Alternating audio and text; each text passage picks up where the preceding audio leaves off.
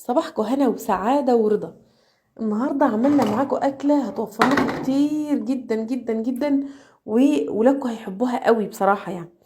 كل ولادنا بيحبوا الأكل اللي من بره، فاحنا بدل ما نتعبهم ونكلف نفسنا كمان، لأن الأكل بقى مكلف جدا جدا جدا، حاجة كده فوق الخيال، هنعملها في البيت. جبنا اللحمة المفرومة بتاعتنا وفرمنا في الكبة. زي ما انتم شايفين بصل وفلفل وطماطم، فرمناهم ناعم جدا، ومش هنصفي ميه ولا اي شيء خالص، بس احنا شلنا من الطماطم الميه اللي احنا نقدر نشيلها منها قبل ما تتعصر في الكبه يعني. تمام، هي الميه اللي احنا شلتها من الطماطم اهي. وبعد كده هفرم هحط بهاراتي الاول، وبعد كده هعجن كل ده مع بعض. طبعا انا كنت عامله لكم صوت، بس لقيت الفيديو طول شويه، وانا ما بحبش بصراحه الفيديو يطول عشان ما تزهقوش، فسجلت وسرعت الفيديو معاكم. حطيت ملح وفلفل وكمون وكزبره، وعند ست الحبايب مفيش اختراعات، مفيش بهارات. كنت بروح طقم الفلافل بتاع ماما، مفيش بقى 7 بهارات، مفيش. بتجيب والله، بس يعني للظروف ان انا ما لقيتش غير البهارات اللي احنا عارفينها من قدم الزمن، يعني البهارات المعروفه يعني. تمام، بعد ما عجنت كل الكلام ده كده ببعضه، هسيبه بقى على جنب. وتعالوا مع بعض نشوف هنعمل ايه. هنعمل مع بعض اجمل حواوشي ممكن تدوقيه في حياتك، وحياة ربنا. اصلا لما تعملي الحواوشي من البدايه بالعجينه اللي معانا دي، حتى لو الحوش بتاعك مش محشي كله، العجينه نفسها طعمها تحفه. طبعا معجونه بزيت ولبن، محطوط لها لبن وزيت وميه وبيكنج باودر وسكر بيكنج باودر وسكر وخميره وملح طبعا.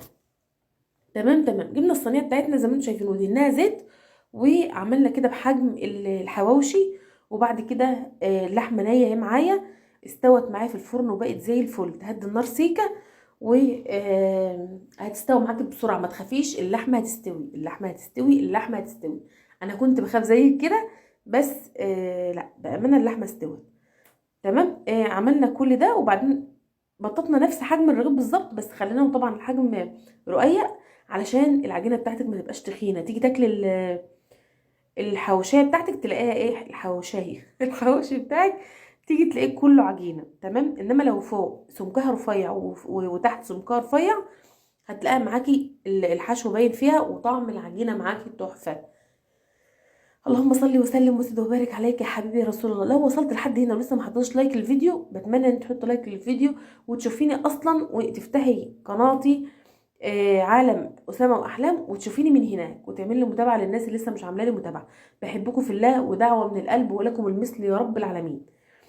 جبنا الشوكه كده وغرزناها، وجبنا بيضه وحطينا عليها معلقه خل صغيره، وهنربها حلو جدا كده بالشوكه، وبعد كده بالفرشه بتاعتي، وهدهن وش الحواوشي بتاعي علشان حماره يبقى معايا تحفه كده وجميل. اهو ادوا ادي بقى وايه، وهنعمل الكميه كلها زي ما انتم شايفين كده. الموضوع سهل وبسيط وحلو جدا، حلو جدا وموفر جدا جدا جدا بامانه يعني. طبعا انتوا لو 5 افراد 6 افراد صعب جدا ان انتوا تجيبوا، يعني احنا مثلا كل واحد خد اللهم بارك 2 حواوشي. اما تشتري 2 حواوشي ب50 جنيه ليه 5 افراد، دخلنا في 250 300 جنيه. الموضوع صعب صعب بصراحه. انما انت لو جبت نص كيلو لحمه مفرومه وعملتها كميه على قدكم، هتعمل معاك عدد حلو جدا.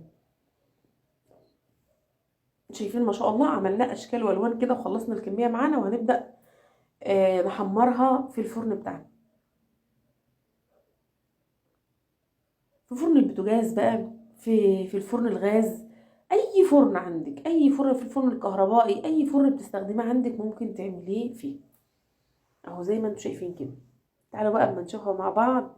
يا جماله يا جماله، بقول لكم بصوا، حاجه كده عظمه. تعالوا بقى اما نشوفها من جوه. طبعا سخن جدا، بس انا لقيت واحده بارده كده، لا سخنه والله عشان اوريها لكم من جوه. شايفين؟ يا رب كده، يا رب فيديو النهارده يكون عجبكم. بحبكم في الله.